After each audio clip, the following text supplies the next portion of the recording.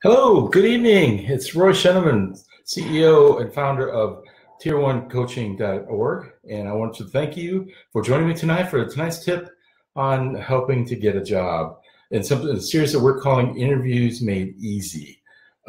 Basically, I wanted to remind you just some of the things we talked about, and then we'll add to it today. So remember, we talked about a few weeks ago the importance of making yourselves obvious when you apply for a job. And how do we do that? Well, we do that by making sure that we are our resumes and our applications are current to the job that we're requesting, that we're applying for, and making sure that it all matches. For example, we make sure that we tailor our cover letters to address the specific job we're looking for, and that we're not just sending something out generically and hoping that it'll stick for a particular job. This is really, really important.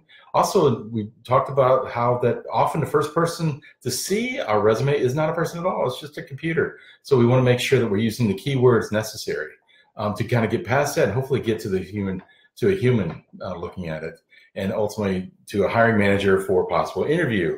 Second, we talked about making sure that we were trying to make all kinds of contacts with that company, doing research online, finding about their services, about their service areas, about who they service, what services they provide, all kinds of things like that that can help us endear ourselves to that company by demonstrating that we're doing the research necessary to potentially compete for that job.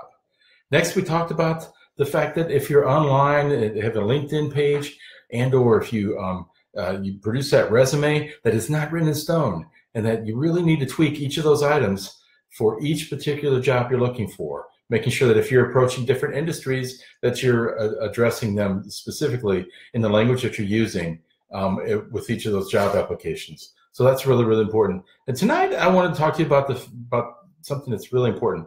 Number one, here's the deal.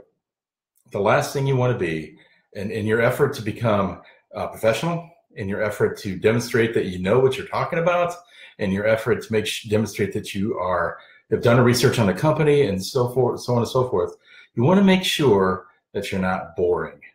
So what does that mean?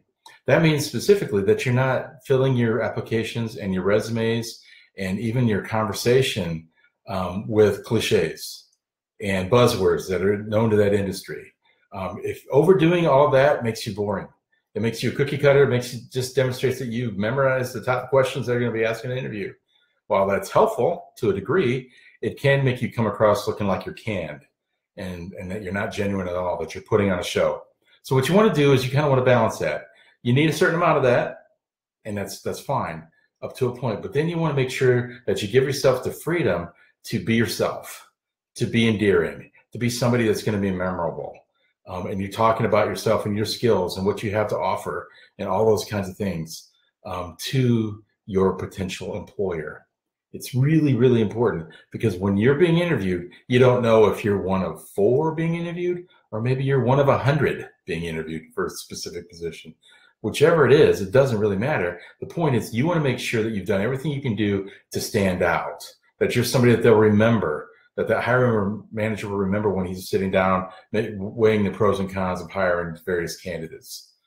And really want to make sure that you stand out and you're somebody that said, oh yeah, I remember that applicant because he or she did this, this, and this.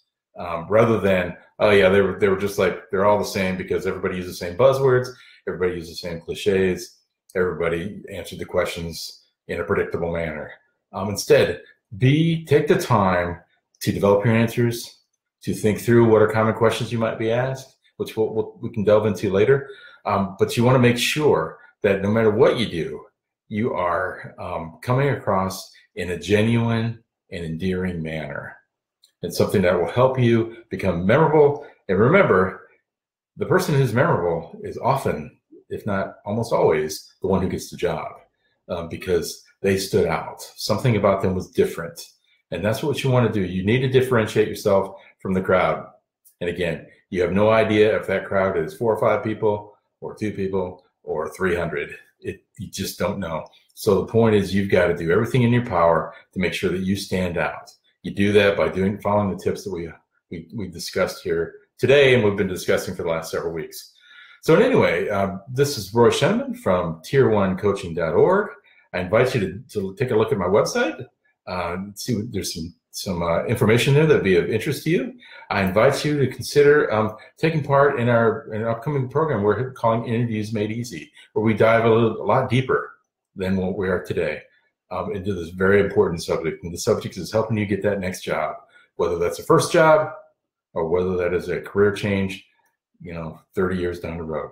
Really doesn't matter. The same tips apply, just need to be applied slightly differently.